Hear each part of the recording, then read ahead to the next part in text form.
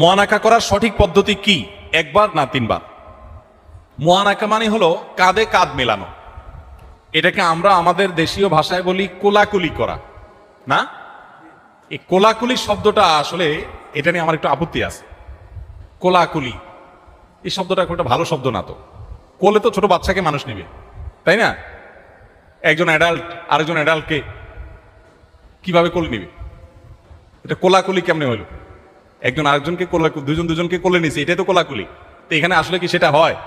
হয় না। আবার আরেকটা পরিভাষা আছে আমাদের, সেটা হলো যে আসে একটু বুক মিলাই নি, আছে না? বুক দিয়ে দুইটা বাড়ি তিনটা বাড়ি মেরে দেয়। তো এগুলোর কোনোটাই আসলে সুন্নাহ না এবং সঠিক না। সুন্নাহ হলো মুআনাকা। মুআনাকা মানে হলো কাঁধে কাঁধ মেলানো, এটা হলো সুন্নাহ।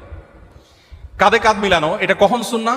এটা হলো অনেকদিন পর যদি কারোর সাথে দেখা হয়, সেক্ষেত্রে সুন্নাহ হলো মুআনাকা করা। আর ঘন ঘন সাক্ষাৎ হলে সেক্ষেত্রে সালাম এবং হাত দিয়ে মুসাফা করা, এটা হলো সুন্নাত। নবী করিম সাল্লাল্লাহু আলাইহি ওয়াসাল্লাম, সাহাবা ইকরাম যখন তারা একে অন্যের সাথে সাধারণত সাক্ষাৎ হতো, তখন তারা মুআনাকা সালাম মুসাফা করতেন। আর যখন সফর থেকে কেউ আসতেন, দূর থেকে আসতেন, অনেকদিন পরে দেখা হতো, তখন তারা কাঁধে কাঁধ মিলাতেন।